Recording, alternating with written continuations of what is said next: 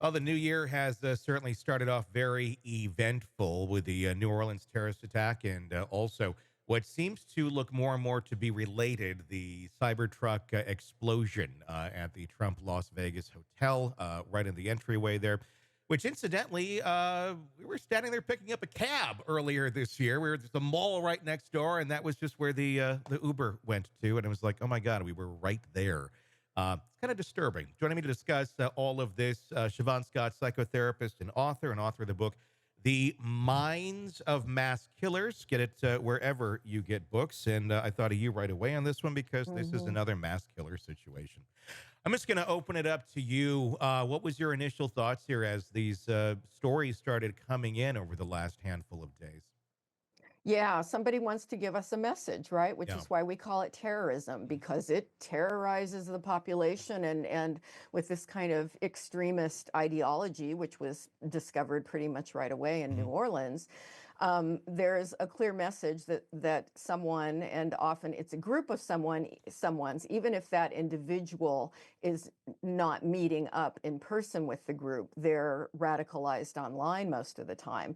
And it's usually a younger male who has a lot of anger. There's not classic mental illness, but this ideology takes on a paranoid thinking quality in their mind, and it becomes a rationale for their anger. And the more they immerse themselves in it, they become angrier and angrier, and they start this us and them kind of thinking distortion, that they are the holy warriors and they're willing to sacrifice their lives for a cause.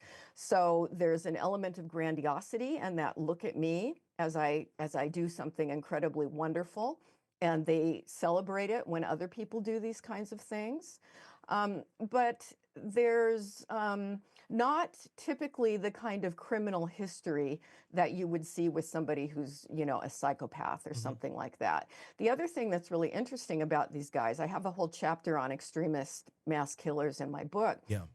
is that you find them from the political far right, you find them from the political far left, you can find them with Christian ideologies. I think of the Daybells, Mhm. who were, in their mind, directed by God to kill innocent people and children. And a couple of examples that come to mind were Ted Kaczynski, who was deadly and did so much carnage, and he identified as being far left. And then you had Tim McVeigh, notorious, who identified as being far right, Mhm. both white guys. Um, and you find this similar psychological process. Oh, white supremacists. A lot of the people who commit these things are white supremacists. And so, what has the flavor of a religion, sometimes it's more secular and more political, but the politics and the religion often get mixed together. And there's nothing I don't think as dangerous as a holy warrior. And what's interesting about this one, I mean, Timothy McVeigh would have been similar. He's a former military and such. Um, these two, the both of them from both the Las Vegas and from the New Orleans, both former military folks, U.S. Army, both U.S. Army actually. And what we're learning now is there's some overlap of time where they both served at the same place at the same time. And as of our recording, there's a lot of research going into that right now. As of this moment, we just don't know whether that overlapping service at Fort Bragg indicates some sort of connection. I would say it would be very shocking if it did not. The coincidence that this all kind of puts together, but the fact that these two guys are American citizens, one in Texas, the other uh, in Colorado Springs, Colorado. Both, have lived their lives here in the country. The one from New Orleans, where obviously there was far more carnage. Spent 10 years in the army. Has two kids, some failed divorces, failed marriages, twice divorced. Financial difficulties, living in squalor, basically, as I've heard a lot of publications call it out. Um, when they're from here, this is very different than like a 9/11 type terrorist. This is someone who has been indoctrinated into some sort of ideology, but these were American citizens. These are American Yeah. citizens who invested a good chunk of their life into their country, in service of their country. I think Yeah. a lot of people's heads kind of spin going, how did we go from that to this? Yeah. Yeah. And this is something that's not commonly understood. I think I go over the data to some degree in the book, but a lot of mass killers, often the shooters, have a military history, Hmm. which is why they're so comfortable with firearms. And often in the lives of, the teenage mass killers, the school shooters, they often have a parent with a military history. So there's something about the comfort with weaponry and violence and explosives. I think sometimes a person who has been increasingly radicalized through their online activities, their thinking becomes very distorted. And logically, it doesn't add up, but that's sort of the human mind. They can be very emotionally driven. And here's a reason for their anger. And I think a lot of people have anger about a lot of things, and then they latch on to this belief system, and all of a sudden they have justification for it, which feeds it. And they study other similar people online, they copycat. There's patterns that you see over again. Certainly they're not all identical. You will find different life histories with them, but the psychological process is very similar, even with those in foreign countries. I think what makes it kind of shocking is you just think about how folks grow up here in America, and you think about how folks grow up in foreign countries, specifically like Saudi Arabia and such, where we saw the 9/11 attackers, majority of them coming from. And it's obviously insanely different. One, you have cultures that really, promote a level of violence. I'm not saying Yeah. all as a whole. So before anybody's like, not everybody, of course they're not. But you Yeah. certainly have more groups out there in the public Yeah. Yeah. that are accepted as basically a sect of a public group. And it's pretty large. We don't necessarily have like there's no ISIS coffee shops at the end of the road. Yeah. Are there people out there who sympathize? Sure.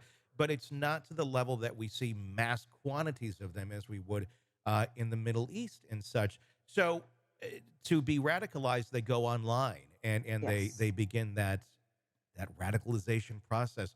But again, what's shocking, I think, to most is the recipe that would have built somebody over there to fall in that line. I understand that a little bit more over there because it's a messed up way of thinking to begin with. So I can see how you can easily fall into that. When you're here and you've done such a chunk of your life in American society in service to your country, to suddenly flip that around and somehow believe that the best option for whatever your cause is to go run over a bunch of drunk people on New Year's Eve. Yeah. What are you demonstrating? Like what is going on in that mind that this is the religious cause, or this is Hmm. the solution to your problems? Yeah. Yeah, it's not terribly rational, is it? It doesn't No. make sense. But culture teaches us who the enemies are. And it teaches us that there's virtue in killing the enemies. And it also shows the power of online culture. That these people typically, if you trace their steps online, you'll find that they have spent years often immersed in online cultures. And of course, they're communicating with actual ISIS people in the Middle East online, because these people do all find each other.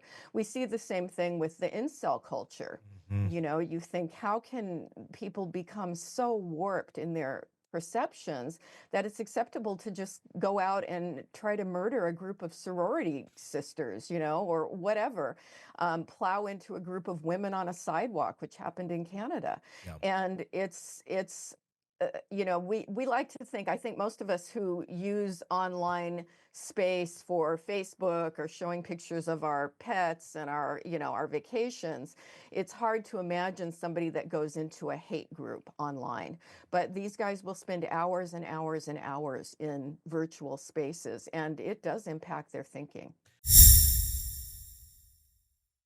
Hey, thanks for checking out the video. Be sure to follow us wherever you download podcasts, and especially Apple Podcasts, where you can get advanced episode and premium content on our premium channel right there. Also, be sure to follow us on social media so you don't miss any breaking updates on the stories that matter to you most. We're on TikTok, X, Instagram, Facebook. Just search Hidden Killers Podcast with Tony Bruschi, and you'll find us right there. Again, thanks for watching.